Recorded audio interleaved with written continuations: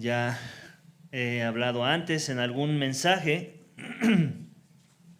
lo difícil que llegó a ser mi niñez, porque vivía en una colonia popular, nada de malo con vivir en una colonia popular, pero resulta que cuando sucede eso, pues los niños pasan mucho tiempo en la calle, ¿cierto?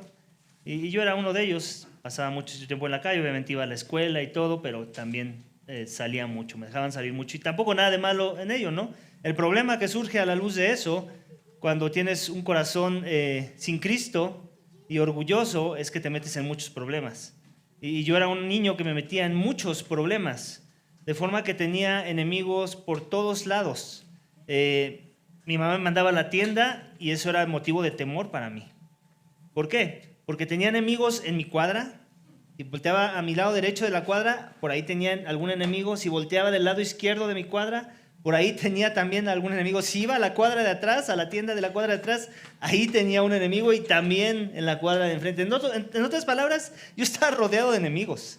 Y vivía algunas etapas, no toda mi niñez, pero algunas etapas de mi niñez estaban marcadas por esta situación de temor, de tenerme que estar guardando las espaldas porque no sabía si me iba a encontrar a alguno de esos enemigos, ¿cierto? Y la mayoría de ellos eran mis enemigos por culpa de mi pecado.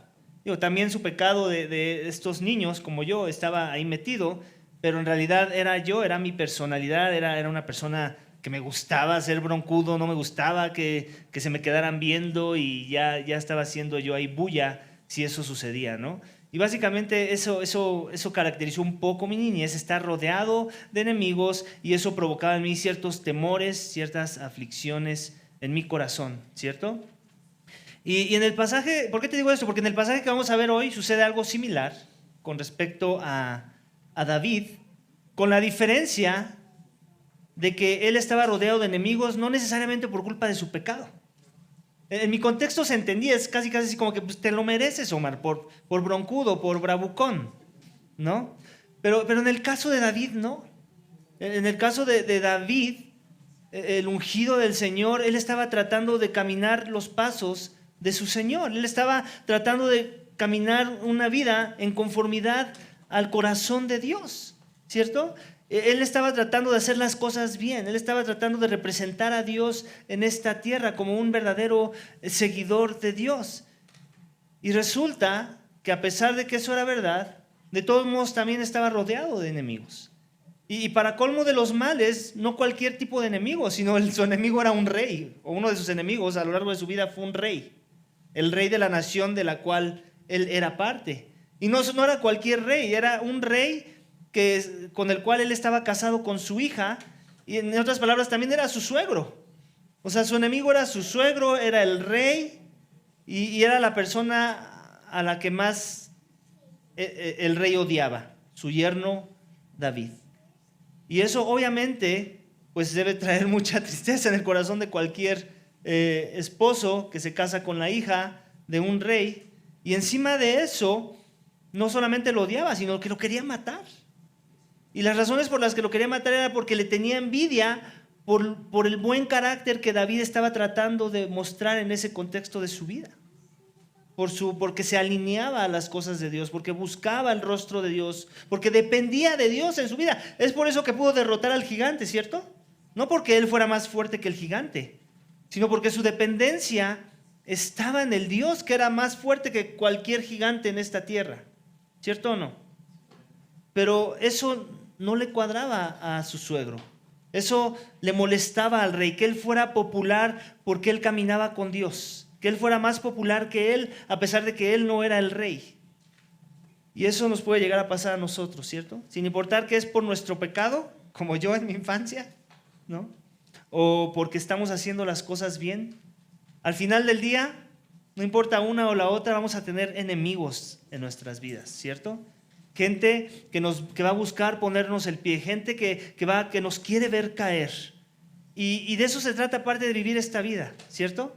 De resistir esos momentos, de esperar en Dios a pesar de esos momentos, anticipando que esos momentos van a llegar a nuestras vidas y entonces poder confiar en el Señor en medio de nuestros problemas.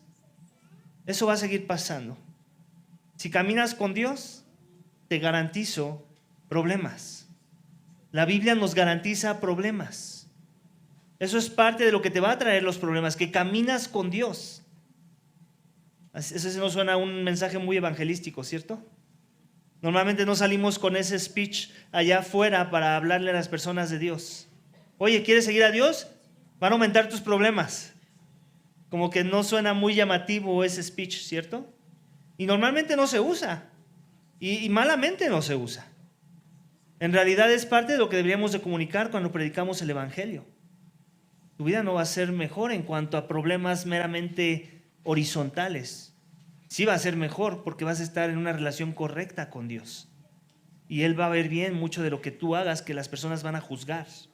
Y a pesar de eso, Dios te va a sostener en medio de la hostilidad. De forma que el último mensaje de nuestra serie de hoy sigue hablando de ese tema, iglesia.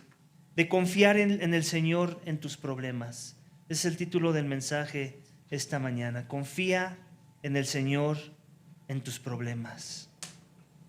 Y vamos a ver 3 aspectos de nuestra necesidad de confianza con respecto a quién es Dios. Y el primero va a ser que necesitas la ayuda del Dios soberano. Dios es soberano. Tenemos que recordar ese aspecto de su carácter para que entonces podamos venir confiados por ayuda con Él. Si no entendemos que venimos no a cualquier Dios, sino al Dios vivo, al Dios verdadero, al Todopoderoso que es soberano, entonces vamos a dudar en buscar ayuda en medio de nuestros problemas. También necesitamos recordar que necesitas al Dios omnipotente para conquistar a tus enemigos poderosos. Porque es verdad, vamos a tener enemigos grandes, fuertes, feroces, maliciosos, que en verdad no nada más nos amenacen a hacernos daño, sino que nos harán daño. Y aún en medio de todo eso, tienes que recordar que tu Dios es más fuerte, que Dios te puede ayudar a conquistar a esos enemigos poderosos, y no necesariamente con la espada o con sus artimañas, pero sí con la fortaleza que Él te va a dar en medio de esas pruebas, en donde muchas veces va a ser Dios el que les va a tender la misma red que ellos tendieron para hacerte caer. Él lo va a hacer, ni siquiera tú te vas a tener que esforzar. Tienes que recordar que Él es un Dios omnipotente. Y por último, vas a cantar hasta el cansancio cuando el Señor te libre. Eso es algo que va a salir como resultado de haber confiado en Dios, de haber buscado ayuda en el Dios soberano, de haber dependido en su poder para conquistar a tus enemigos poderosos. Que vas a estar gozoso, vas a estar pleno y satisfecho en Él, de forma que vas a estar regozándote de alegría, cantando con gozo al Señor por la libertad que traerá a tu vida y que ha traído a tu vida. Esas son las cosas que vamos a ver en el mensaje de hoy. Así que acompáñame para ver el primero de ellos, en versículos 1 al 5, donde necesitas la ayuda del Dios soberano en medio de tus problemas. Vamos a leerlos nuevamente. Líbrame de mis enemigos, Dios mío. Ponme a salvo en lo alto, lejos de los que se levantan contra mí.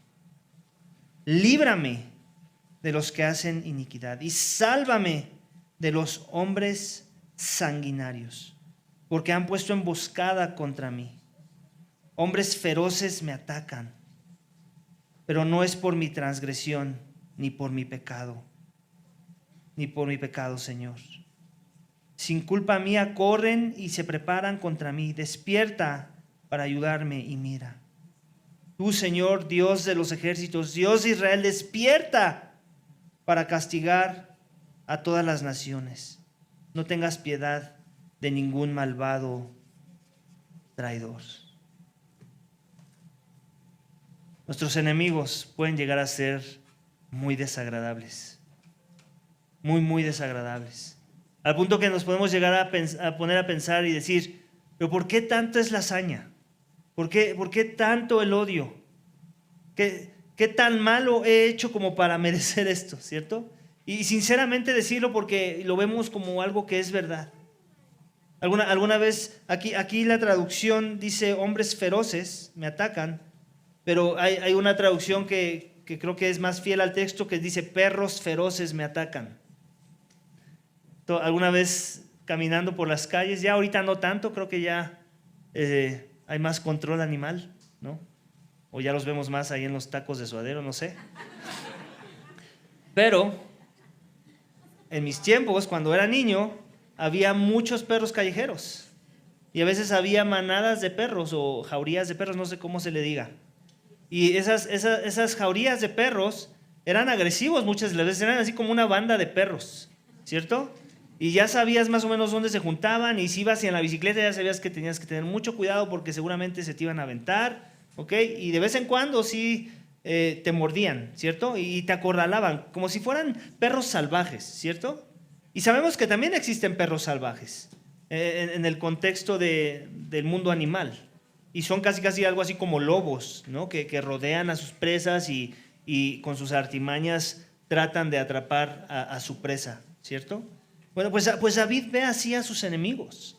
O sea, todo lo que hemos venido viendo de David tiene que ver con la idea de que él está en constante opresión. O sea, en el contexto en el que nos encontramos ahorita, nos dice el salmista que es un Mictat de David cuando Saúl envió a hombres y vigilaron la casa para matarlo. ¿Imaginas? O sea, su propio suegro, la casa donde él vive con su hija que él le dio como esposa. ¿Te imaginas eso? O sea, más grave que eso la cosa, más desagradable la enemistad contra su vida no puede llegar a ser. Tu propio suegro te quiere desaparecer de la faz de la tierra. Hay mucha hostilidad en la vida de David. Y David ve estos ataques, ve toda esta hostilidad como si fueran esos perros salvajes que quieren devorarlo, que no dan tregua, que lo están acechando en el lugar más seguro que uno se quiere sentir, que es su casa, ¿cierto? ¿Qué lugar más seguro vas a encontrar si no es tu casa? En tu propia casa, dice David, en mi propia casa me están acechando los perros. Y por eso es su clamor a Dios: líbrame, Dios, de mis enemigos, ponme a salvo en lo alto, lejos de los que se levantan contra mí. David entiende que su única esperanza y refugio en medio de un contexto tan hostil como este, donde su propia familia extendida lo quiere exterminar, es Dios. Y así debemos estar buscando ser tú y yo, iglesia.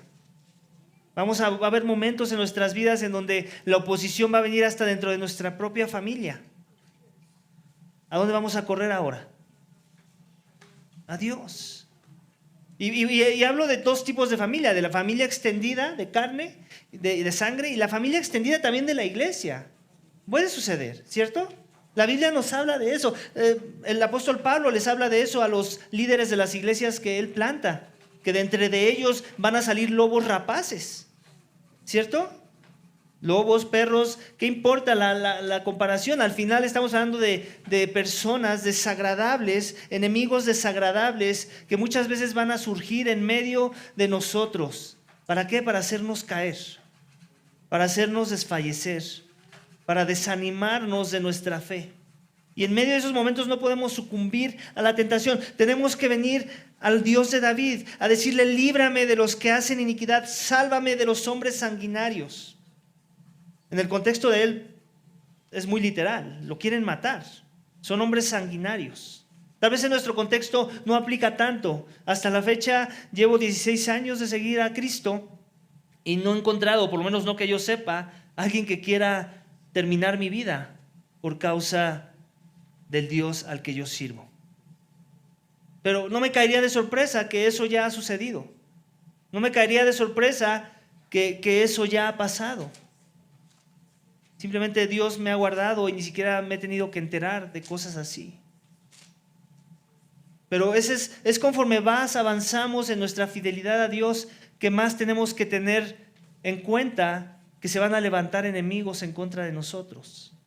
La pregunta es si estamos dispuestos a caminar con un Dios así, que nos va a tener en terreno hostil y va a seguir siendo nuestro Dios en medio de ese terreno hostil. Recordar que no importa que seamos hijos de Dios, como David, habrá quien nos quiera tender una emboscada. Habrá hombres feroces, como dice el versículo 3, que querrán atacarnos, y no necesariamente porque hemos cometido transgresión en contra de ellos. ¿Estás dispuesto a seguir caminando con Dios por hablar verdad a la vida de los demás? Yo te puedo hablar que la mayoría de mis problemas en el ministerio pastoral han sido por hablar verdad a la vida de las personas. La hostilidad que yo recibo constantemente en el ministerio tiene que ver más por hablar verdad a las vidas de las personas, no por hablar la opinión de Omar, no por hablar de los principios del hogar de Omar, no, por hablar principios de Dios y su palabra a la vida de las personas. Eso ha traído hostilidad a mi vida. Y muchas de las veces me pasa que me siento como solo. Me imagino que has estado parado ahí cuando has hablado verdad. Normalmente no vas a ser popular cuando hables verdad. Quiero que lo sepas. Así que no te desanimes si has sentido la hostilidad, aún de adentro de la iglesia, cuando has hablado verdad a la vida de alguien. No te desanimes. Yo más bien te animaría a que, como David, perseveres en ello y que en el proceso pongas tu confianza en Dios, que Él te va a sostener, que tú le representas a Él. Primeramente le representas a Él, no primeramente le representas a Iglesia Vida Vertical, lo tenemos que aclarar.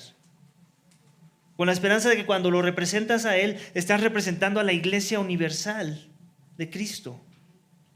Estás representando al grupo de aquellos que en verdad han confiado y puesto su esperanza en Dios. Ese es David. David está metido aquí por hablar verdad, por representar al Dios que habla verdad y que es verdad. No por su pecado, lo dice aquí, pero no es por mi transgresión ni por mi pecado, Señor. Suena injusto, ¿cierto? Como si estuviera diciendo, Señor, no es por mi transgresión ni por mi pecado, ¿por qué las cosas están así? Por eso, porque estás caminando en justicia, David. Porque estás fortaleciéndote en mi gracia para caminar en la verdad. Eso va a traer oposición a tu vida. ¿Aún así soy digno de que me sigas, David? ¿Aún así soy digno de ser adorado? Continúa diciendo en el 4, sin culpa mía corren y se preparan contra mí. Despierta para ayudarme y mira. ¿Acaso Dios está dormido? No, pero a veces se puede sentir como si lo estuviera, ¿cierto? O sea, no que Dios esté dormido, no que la teología de David esté torcida y él piense que Dios va a dormir. Simplemente es que así se siente. Ese es el lenguaje. Siento como si Dios estuviera dormido. Cuando en realidad él sabe que Dios está atento. Pero así se siente abatido, como si no hay tregua en esto. No puedo siquiera tomar una bocanada de respiro. Siento que las aguas me están ahogando, dice David. Dice, despierta para ayudarme y mira, tú, Señor, Dios de los ejércitos, Dios de Israel, despierta para castigar a todas las naciones. Y aquí me encanta, no que me encante la idea del castigo, me encanta el lenguaje que usa David para transmitir su cosmovisión de la vida. Su problema es con su suegro, es lo que dice el texto. Su suegro es el que le está tendiendo esa emboscada con sus hombres. Pero después él transiciona de este problema, de este problemita que él tiene en su vida, y recuerda el problema más grande que tiene que ver con dos familias: la familia de Dios y la familia de Satanás. Y por eso usa el lenguaje de las naciones. ¿En realidad son las naciones las que lo están persiguiendo? No necesariamente. En este contexto de este salmo es su suegro y sus secuaces. Pero él dice, despierta para castigar a todas las naciones. ¿Por qué? Porque entiende que no importa si es su suegro, será alguien más que no camina con Dios. Últimamente, ¿quiénes son las naciones en nuestro contexto? Aquellos que son del mundo. Aquellos que no caminan con Dios son las naciones. Porque está la nación de Dios, el pueblo de Dios, los elegidos de Dios, y aquellos que no caminan con Dios, que no son del pueblo de Dios, que son de este mundo. Entonces, desde la perspectiva de David, él quiere que Dios traiga justicia en medio de la iniquidad de aquellos que aún no han rendido su vida a Dios. Y eso incluye, creo yo, las personas que lo están acechando. Los ve como parte del grupo de las naciones, a pesar de que también son israelitas. ¿Te das cuenta? La Biblia habla de ese lenguaje.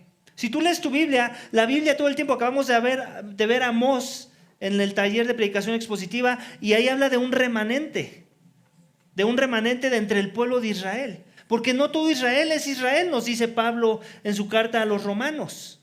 No todo el que es descendiente de Abraham son verdaderos israelitas. Y así sigue siendo hasta nuestros días.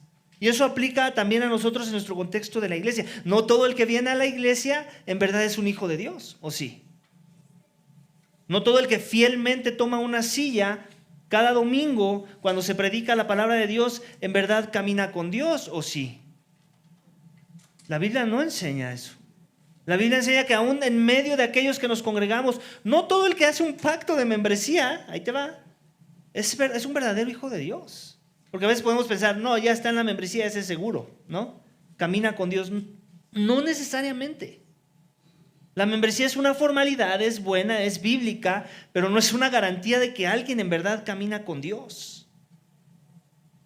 En otras palabras, nosotros podemos ser parte de este grupo de las naciones, la cual David está clamando su castigo si no caminamos con Dios. Sin importar dónde nos estemos parados con respecto a una membresía o asistir de manera ordinaria y frecuente a una congregación de fe.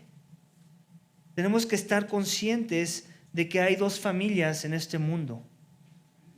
Y sería un buen momento para detenernos y reflexionar. ¿Dónde estoy parado con respecto a esta verdad? ¿Soy de la familia de Dios? ¿Soy de aquellos que son afligidos por el mundo y por su pecado, por la hostilidad del mundo, porque camino con Él, porque me esfuerzo a pesar de que fallo, pero me levanto y pongo mis ojos en Cristo? ¿Me esfuerzo en caminar con Cristo? ¿O soy de aquellos que son hostiles al Evangelio? Que son hostiles a aquellos que quieren buscar la fidelidad a Dios y su palabra. ¿Qué me caracteriza? ¿La hostilidad al pueblo de Dios, a la iglesia de Cristo, o el sentirme atacado junto con la iglesia? Sentirme oprimido junto con la iglesia. Si hay opresión, iglesia, si llevas tiempo en esta iglesia y nunca has sentido opresión en medio de nosotros o junto con nosotros, hazte preguntas. ¿Por qué me siento tan despegado del dolor de ese cuerpo? ¿Por qué no siento el dolor de los líderes cuando viene la oposición? De los ministerios cuando viene el intento de hacer daño. Hazte esa pregunta. Yo no quiero escapar la posibilidad de que haya aquí alguno entre nosotros, aunque es miembro de esta iglesia, y que no se ha dolido de cosas que han pasado a lo largo de casi 7 años que somos iglesia. Yo te quiero poner a pensar. Considera estas posibilidades. David está hablando aquí de aquellos que son como las naciones, incluye a su suegro, incluye a aquellos que lo están acechando. No descartes la posibilidad de que ahí puedas estar parado tú. Él le dice que despierte, que no tenga piedad de ningún malvado traidor. ¿Te das cuenta? Así es como ve a su suegro, como un traidor no necesariamente de David, sino un traidor de los caminos de Dios. Es alguien que se supone debe de representar al pueblo de Dios, debe de poner el ejemplo de lo que significa caminar con Dios para que el demás pueblo le siga y adore a Dios, y no necesariamente está haciendo eso, sino más bien quiere matar a su yerno. Eso no representa los caminos del Señor, dice David, y por eso pide la destrucción. Así es que podemos tener enemigos desagradables, enemigos injustos, y aún en medio de todo eso, tenemos que seguir clamando por ayuda al Dios soberano. Recordar que el Dios soberano lo permite todo para bien de su pueblo. Y eso es algo de lo que siempre me consuela, por lo menos a mí, no sé a ti, cuando estoy especulando oposición en la vida de la iglesia. Señor, yo no sé qué va a pasar, pero yo sé que tú lo vas a usar para bien de tu cuerpo. Y siempre ese es el resultado, iglesia, en verdad siempre lo veo. Y me maravillo de cómo sucede a veces. Obviamente no es mi preferencia, si soy honesto. Mi preferencia es que la iglesia crezca y madure y se fortalezca sin oposición. Pero, yo no soy Dios para dirigir estas cosas, es Dios el que dirige estas cosas. A nosotros nos toca apechugar y depender de Él. Clamar a Él por ayuda en medio de nuestra debilidad. Porque somos débiles, ¿cierto? Eso es algo que ya vimos en alguno de los mensajes. Tú y yo somos débiles. Yo no soy aquí, no soy pastor porque soy fuerte. De hecho, creo que soy el más chillón de los pastores en Ciudad de México, ¿cierto o no? Pero eso no me importa. ¿Sabes por qué? Porque así me quiero ver siempre, siempre, para que me ayude a ver a mi Dios fuerte, al Dios verdadero, y poder entonces yo encontrar un verdadero refugio en Él y no en mis fortalezas. Porque en el momento en que yo me sienta fuerte, entonces en verdad soy débil. Porque no he entendido que mi fortaleza no está en mí, sino en aquel que me sostiene. Amén. Vamos al siguiente subénfasis del texto, que nos sigue invitando a confiar en Dios en medio de nuestros problemas. Y nos dice esto, que necesitamos al Dios omnipotente para conquistar a nuestros enemigos poderosos. Es lo que hace David en su clamor en este salmo, en versículos 6 al 13. Dice: regresan al anochecer, aúllan como perros y rondan por la ciudad. Ahí está la palabra perros. Mira, echan espuma por la boca, hay espadas en sus labios, pues dicen: ¿quién oye? Pero tú, oh Señor, te ríes de ellos, te burlas de todas las naciones. Ahí está David viendo a sus adversarios, aquellos que quieren mostrar oposición, como perros salvajes, como perros que aúllan porque tienen hambre de hacer el mal, hambre de poner el pie, hambre de poner hostilidad en medio de su vida. David sabe que necesita clamar no a sus colaboradores, no a sus amigos, sino al Dios vivo, al Dios omnipotente, al Dios que le puede ayudar a conquistar a sus enemigos, que son poderosos. ¿Qué hay más poderoso que un rey? No, en esta tierra, ¿cierto? Salvo que vayamos al siguiente nivel y voltemos a ver a Dios y vemos al Rey de Reyes y Señor de Señores, al que puede aplacar la ira de cualquier rey o puede deshacer las artimañas de cualquier enemigo. Mientras que ellos se jactan, y es lo que vemos en versículos 6 y 7, ¿te das cuenta? Regresan al anochecer, aúllan como perros y rondan por la ciudad. Miran, echan espuma por la boca y hay espadas en sus labios, pues dicen: ¿quién oye? Los enemigos se van a jactar, y en su jactancia van a querer mostrarte un cierto poder. Van a querer mostrarte cierta fortaleza, pero no podemos permitir que su jactancia, su arrogancia, sea algo que nos intimide. Eso es algo que debemos de esperar. Ellos se jactan, pero mientras ellos se jactan, el Señor se ríe, ¿cierto? Versículo 8 y 9 dice: pero tú, oh Dios, te ríes de ellos. Ellos se jactan, Dios se ríe. Te burlas de todas las naciones, de todos los que no caminan con Dios, de todos los que no son tu pueblo, de todos los que no se alinean a tu voluntad, que son las naciones. Te burlas de ellos. A causa de su fuerza esperaré en ti, porque Dios es mi baluarte. Dios es su baluarte, Dios es su fortaleza.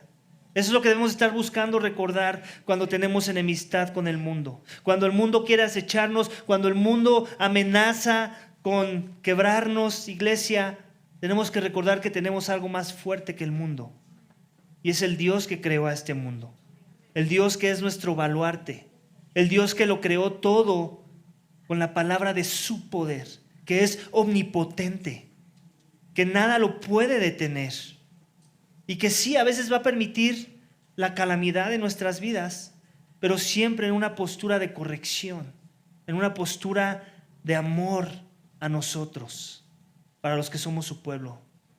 Nos lo dice Pablo en Romanos, ¿cierto? Todas las cosas son para bien para aquellos que aman a Dios. Aún las enemistades que el mundo pueda mostrarnos en nuestro día a día son para bien. Son para forjar el carácter cristiano en nuestros corazones, para forjar dependencia total a su persona. Y no estemos volteando a ver ayudas horizontales, muletas falsas que nos ayuden a caminar en rectitud. El único que nos da la fortaleza para caminar en rectitud es Dios. El único que nos va a permitir no distraernos de la jactancia de aquellos que nos quieren hacer daño es Dios. Porque a veces esa es la intención, ¿cierto? Cuando hay jactancia, nos quieren distraer de lo más importante, que es Dios. Quieren convertirse en el enfoque de nuestras vidas para que quitemos nuestro enfoque en la persona de Dios. Y no podemos permitir eso. Más bien estemos confiados en que Dios se ríe en medio de la hostilidad y el ataque de aquellos que nos quieren hacer daño. Y Dios no se ríe en una manera amigable. Su risa es hostil. Su risa es de juicio venidero. Su risa es más grande que su jactancia. Y eso es lo que vemos. Necesitamos al Dios omnipotente. Continúa diciendo, mi Dios en su misericordia vendrá a mi encuentro. Dios me permitirá verme victorioso sobre mis enemigos. Ahí está la promesa. Necesitas al Dios omnipotente para conquistar a tus enemigos poderosos. Tú y yo no podemos solos. Tú y yo somos débiles. Tú y yo no somos lo suficientemente sabios. Pero en su misericordia Dios nos va a hacernos ver victoriosos sobre nuestros enemigos. ¿Por qué? Porque Él es el que lucha nuestras batallas, no nosotros, iglesia. Es Dios el que lucha nuestras batallas. Te soy honesto, la tentación en mi vida es yo luchar mis propias batallas. El viejo hombre se levanta a cada momento y me dice, tú puedes, Omar. No te dejes, Omar, no dejes que se jacten. Te quieren pisotear, tú ponte un zapato más grande y pisotéalos, Omar. Ese es el viejo hombre de Omar. Pero Dios me tiene que estar recordando una y otra vez que la venganza es de Él, que la victoria la va a dar Él, que Él tiene una mejor forma de humillar a los enemigos, una mejor forma de traer victoria en medio de la hostilidad de los que no son su pueblo. Y eso es algo que me consuela todas las veces. Escucha a David, no los mates para que mi pueblo no se olvide. Dispérsalos con tu poder y humíllalos, oh Señor, escudo nuestro. David sabe que la venganza de Dios es más grande, es mejor. Él no quiere su muerte, él quiere que Dios traiga escarnio a sus vidas, porque es el escarnio que él ve que es digno de su carácter y de sus obras. Suena como que no hay misericordia en David, ¿cierto? ¿Pero en verdad podemos decir eso? O más bien, tiene claridad de las dos familias que hay en esta tierra. Y sabe que una merece las bendiciones y la otra no. Una merece ser consolada y la otra merece escarmiento. Versículo 12, por el pecado de su boca. Escucha, es por eso que no está pidiendo la misericordia. Por el pecado de su boca y la palabra de sus labios sean presos en su orgullo, y a causa de las maldiciones y mentiras que profieren, acábalos en tu furor, acábalos para que ya no existan, para que los hombres sepan que Dios gobierna en Jacob hasta los confines de la tierra. ¿Para qué es todo esto? Todo esto que suena muy hostil del parte del corazón de David, ¿qué fin último tiene? La gloria de Dios. Lo dice al final, ¿cierto? Para que los hombres sepan que Dios gobierna en Jacob. ¿Quién es Jacob para David? Israel, el verdadero remanente, el verdadero pueblo de Dios, no su suegro, no los achichincles de su suegro, sino aquellos que como él caminan con Dios, no aquellos que se identifican con una nación o con una iglesia, aquellos que en verdad sus vidas revelan que se humillan delante del carácter de Dios, se humillan delante del señorío de Dios, buscan someterse a su palabra. Esos son pueblo. Todos los demás, dice David, destrúyelos, Señor. Porque si no son pueblo, ¿qué son? Enemigos. Si no caminan contigo, ¿qué son? Impostores, opositores, traidores. Cosas que Dios detesta porque no reflejan su carácter ni su voluntad. El Señor se ríe y el Señor los derribará, no nosotros, iglesia. Y eso nos guarda, escúchame bien, eso nos guarda de tener corazones que tengan amargura, ¿cierto? O sea, el recordar que la venganza no es mía, el recordar que Dios traerá en su debido momento la retribución por los actos cometidos de aquellos que no se arrepientan, a mí me guarda de tener un corazón amargo por la hostilidad, ¿cierto? Simplemente recordar, Dios, ten compasión de ellos, como oró nuestro Señor Jesucristo, ten misericordia de ellos, porque a ellos les va a pasar esto si no se arrepienten. Esta hostilidad que ellos muestran no se compara con la hostilidad que tú les vas a mostrar en aquel día, en el día del juicio, ¿cierto? En el día del llorar y el crujir de dientes dice nuestro Señor Jesucristo. Dios ya ha conquistado nuestro más grande enemigo, ¿cierto, iglesia? El poder del pecado en nuestras vidas y el poder de la muerte que nos atemorizaba. ¿Cómo lo sabemos? Por el mensaje del Evangelio, por la obra de Cristo, que vivió la vida perfecta que tú y yo no pudimos vivir porque también caminábamos como perros rabiosos por la tierra.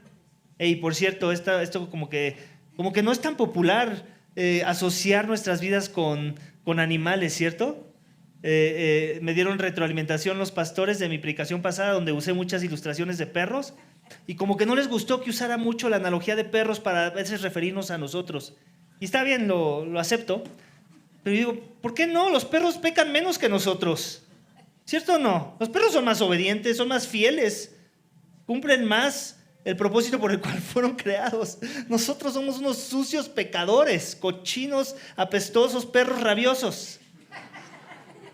Es la verdad. ¿A quién le ofende eso? No nos debería de ofender eso, porque esa es la verdad, iglesia. Hemos ofendido a Dios en gran manera. Necesitamos misericordia en gran manera, y Dios nos la da. Y sí, después nos llama a sus hijos, su pueblo, sus amados, pero no es hasta que nos humillamos delante de Él. Mientras Él quiere todo esto que ya pide David por las naciones. Si no caminas con Dios, Él quiere todo esto para ti. Y es justo, y es correcto, y es apropiado para nuestras vidas. Amén. Dios ya venció nuestro más grande enemigo. Nos lo dice 1 Corintios 15, 55. Escucha a Pablo. Voy a leer desde el 54. Pero cuando esto corruptible se haya vestido de incorruptible, y esto mortal se haya vestido de inmortalidad, hablando de su cuerpo, entonces se cumplirá la palabra que está escrita: devorada ha sido la muerte en victoria. ¿Dónde está, oh muerte, tu victoria? ¿Dónde, oh sepulcro, tu aguijón? El aguijón de la muerte es el pecado, y el poder del pecado es la ley. Pero a Dios gracias, que nos da la victoria por medio de nuestro Señor Jesucristo. Por tanto, mis amados hermanos, estén firmes, constantes, abundando siempre en la buena obra del Señor, sabiendo que su trabajo en el Señor no es en vano.